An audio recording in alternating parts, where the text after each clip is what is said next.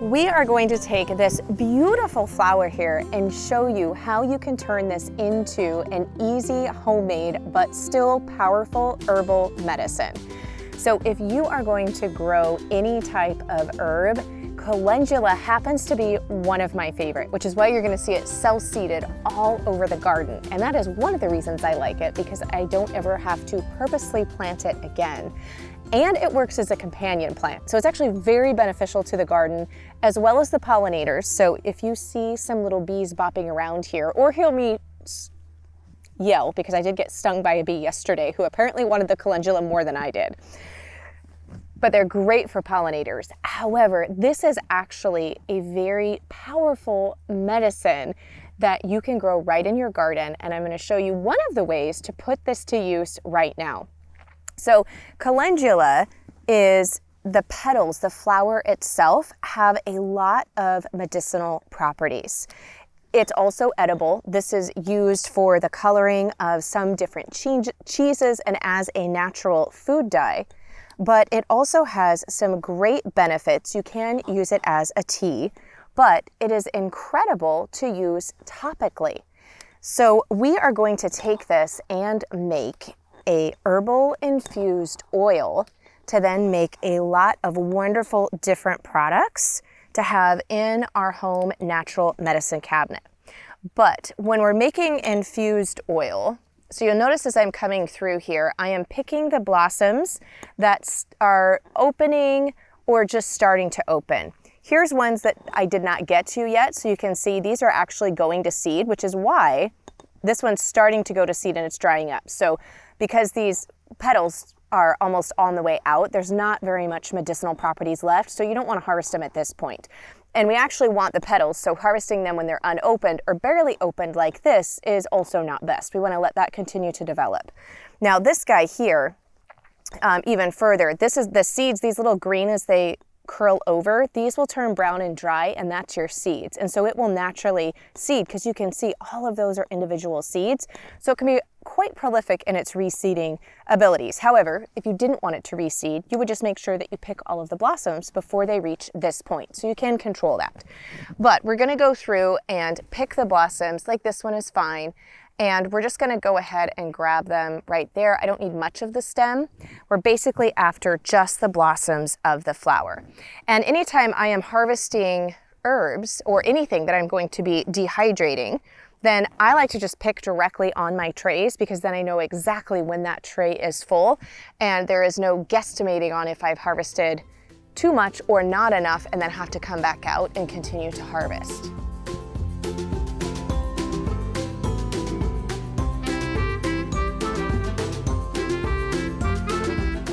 And then like this one, even though it has full petals, you can see that it's starting to discolor and it's really aging and on its way out. So again, you want them to be really at their peak blossom. So this one we're just gonna leave and let that go to seed.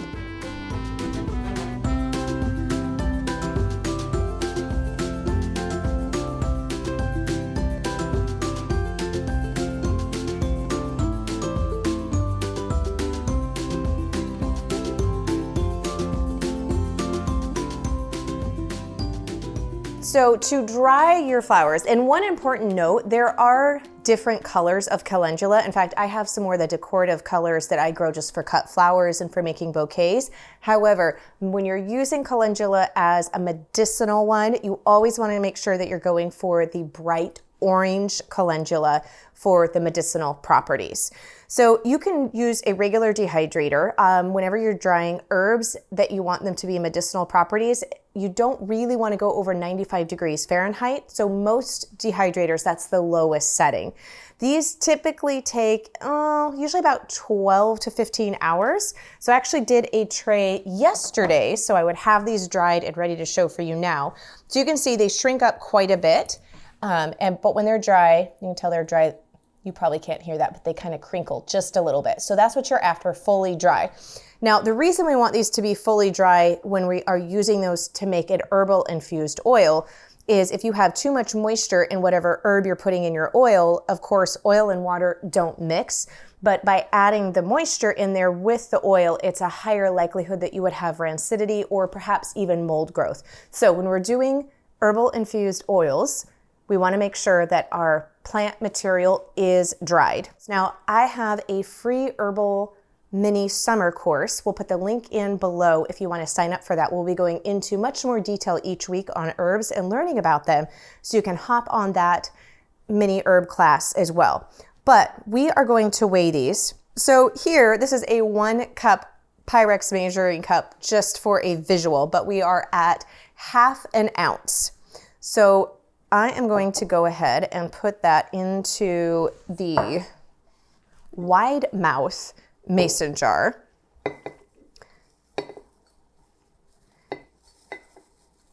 Ooh, try to get all that in there. And you can see why I'm using a wide mouth, because it is much easier to stuff that with plant matter, even if I did manage to get a little bit on the countertop, than it would be a narrow mouth. All right, now it's the oil that we're going to be adding in, and I like to use olive oil. Olive oil is great topically. You can also ingest it. Typically when I'm doing herbal infused oils, however, it is for making salves and ointments and different things like that. It is for topical use, even though calendula can be done in tinctures and teas and taken internally as well. One note of caution though, calendula is in the Asteraceae family, so if you have any allergies to that plant family, obviously this would be one that you would not want to use. So just keep that in mind. So here I have our extra virgin cold pressed organic olive oil. This video is sponsored by Azure Standard. I get this from Azure. It's one of their market brands, and I use their olive oil. You can use olive oil of your choice. You could use avocado oil, but basically you're going to want a oil that does stay liquid at room temperature. So these are really light and airy, so I'm kind of pushing these down in there. And then we want to make sure that they are completely covered by our oil, and ideally about 1 inch over the top of the petals. And the reason for that is because these are dehydrated, and even though this is oil and not water, these are going to absorb some of this liquid as it's setting.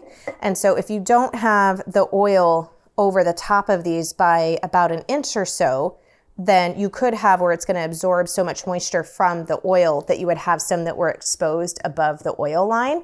Now, depending on the method that you're using, that could or could not pose a problem, and we're going to talk about that. The other thing is you do also want to make sure that you have some head space. So you don't ever want to use a jar that's too small, because if you were to put it in this jar and it was filled almost all the way to the top, again, as these dried petals absorb some of the moisture in the oil, that it could actually overflow the jar. So you want to make sure that you have enough oil on top and also enough head space so that as those absorb everything, you don't run into problems one way or the other.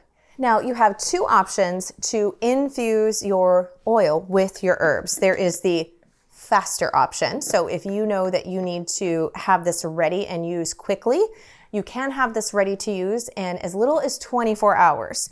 Or if you know you just want to have it on hand and you're restocking, then you can use the old-fashioned method where you are just using thyme. So I have 2 methods here. This is a jar of using the old-fashioned method, and that's where you just let this sit at room temperature and infuse for about 6 weeks. So when you're doing this, you want to periodically shake it to just kind of help distribute, and that agitation will help pull more of the medicinal properties from the herb into the oil.